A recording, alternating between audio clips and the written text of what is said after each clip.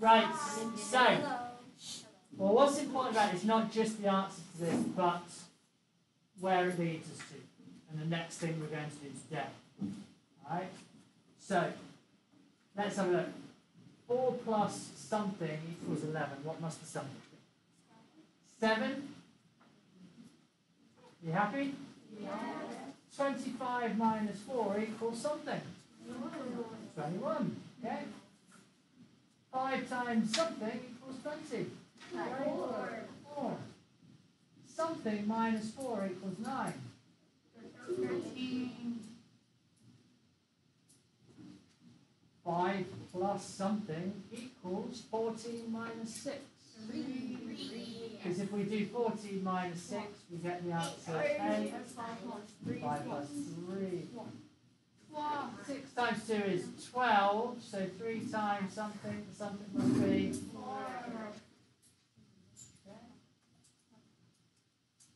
Okay. 5 plus 4 is 9, so 3 times 9 makes 27. Something minus 6 is 14, so something must be 20, so 4 times 20 makes...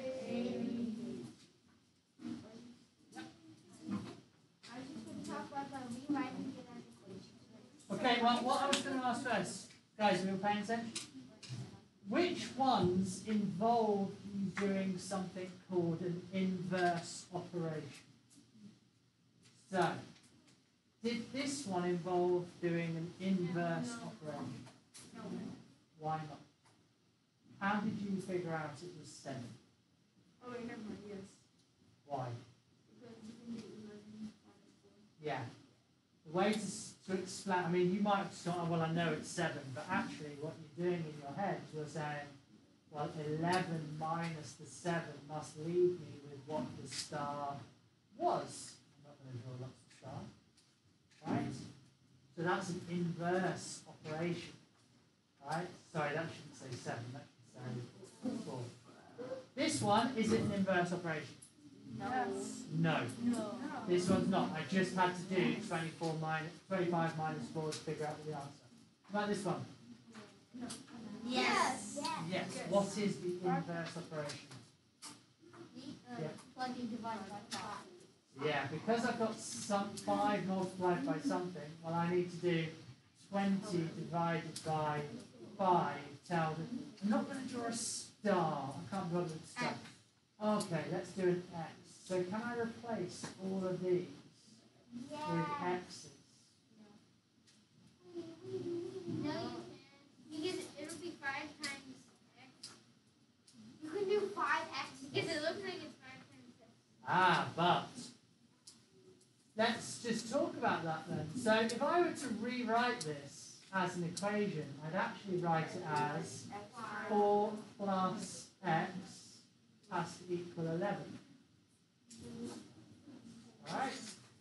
This one, well, this one is quite simple because there's nothing really to it, but yeah, we could write 25 minus 4 equals X, but it's just like a normal question. Don't really need an equation for that one. This one though, we could write 5X. Good, that's why the times doesn't come into it. Because when we use X, we don't use the time symbol. Are you writing these ones down, guys? This is, yeah.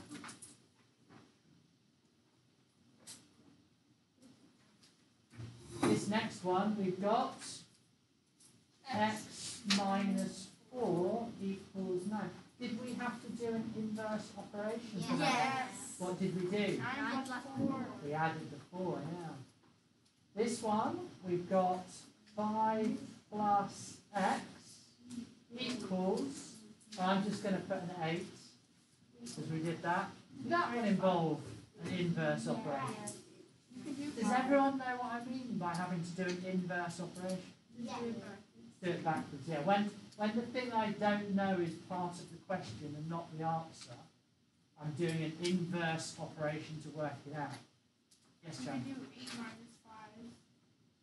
That is the inverse. Yeah, that's the operation. That's what we did. 8 minus 5. We subtracted 5. Yeah. This one, look, we've got 12 equals 3x. It's right there, actually. It says 3x. 3 times, so yeah. What did we have to do an inverse operation there? Yeah. What was it? Well, divided by Divide by 3, didn't we? Yeah?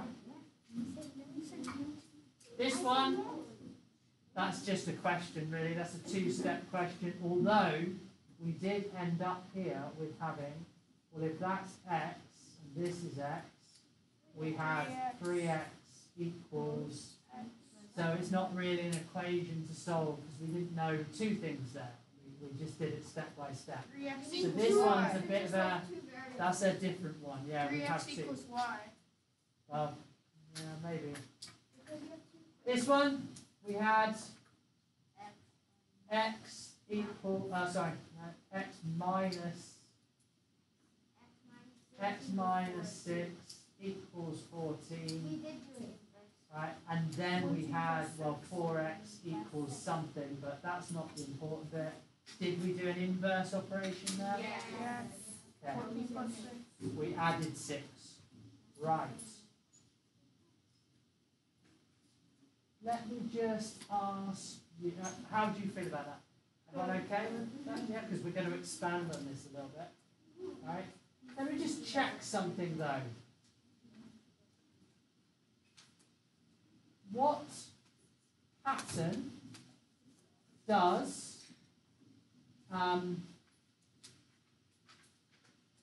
3x plus 1 give? Can everyone have a think? I'm going to pause. I want everyone to have a think about that now. Now I want to know what pattern does this rule give. What I need to do is, instead of, should I just use n? We put n equals 1, or 2, or 3, or 4, or 5, or 53. So what do those numbers mean? Well, if I put 1 in, it means I want the first number. First term. So I do 3 times 1, n is 1, plus 1, and I get what? 4. So the first number in the pattern is 4. What's the second number in the pattern? So 3 times 2 plus 1 equals... Now, like I've said before, the really switched on amongst you will go, I know how to do it without working them out. What's the next one? 10. 160. All right, this is not 19, just because I'm... Right, do you notice how we've said it's 3n plus 1? That's because the pattern goes up. Every time you go up 1 in the n, then the pattern goes up by 3 every time. But what's the core of the pattern? 1. The 1, yeah? Because the 4 here is 3 plus 1, and then the next one is 6 plus 1. 2 lots of 3 plus 1, and then the next one is 3 lots of 3 plus 1, and then 4 lots of 3 plus, alright? So the core of the pattern was the plus 1 always stays the same, alright? But the 3 is what changes every time. There's 1 lot of 3, 2 lots of 3, 3 lots of 3, and so on. Does that make sense? Okay, so what would 53 be? So 53 would be, we have, well, if the first one is 1 lot of 3, the second one is 2 lots of 3, the 53rd one, 53 lots of 53. 53 lots of 3, and the core plus 1. Equals 159. So 53, 159 plus 1, 160. Okay. How do you feel about that? Yeah. So that's a bit of recap, but some of you are obviously forgetting that. hopefully that's a reminder. It's on a video. If you're not quite making these things watching the video.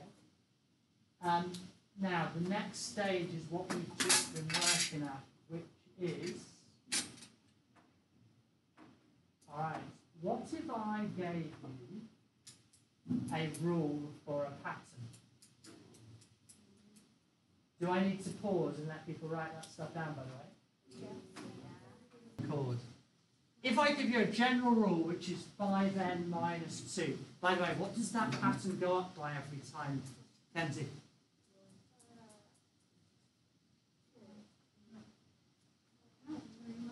5 goes up by 5 every time, doesn't it? Right?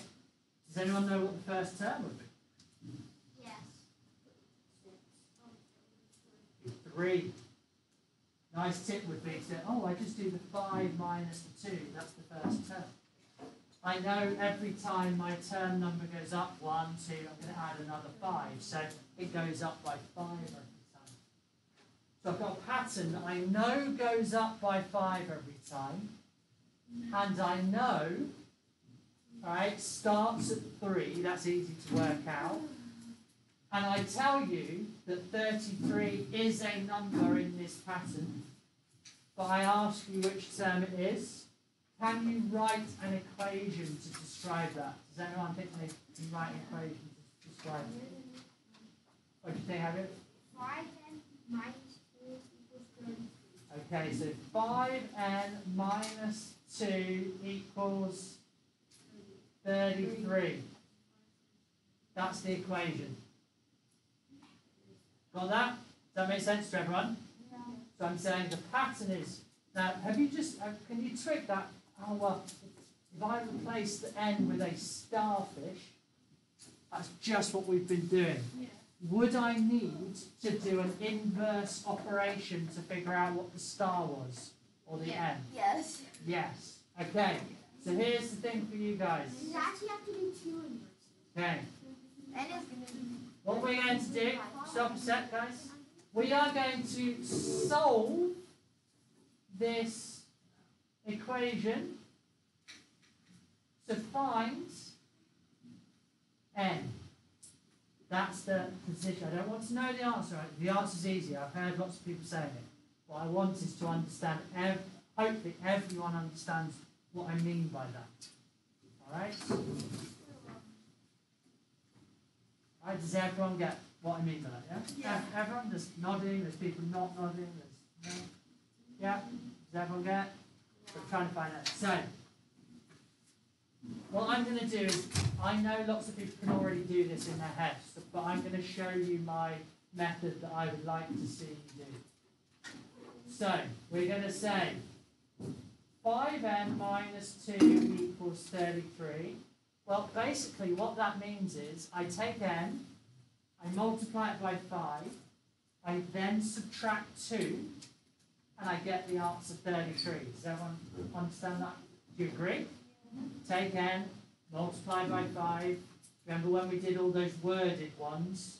How do I write n times 5? I do 5n. Well, the first thing I'm going to do is I'm going to break this apart. Undo it all. So I'm going to say, well, what happens if I haven't subtracted the 2? Well, if I add the 2 back on, I get 5n must have equaled 35.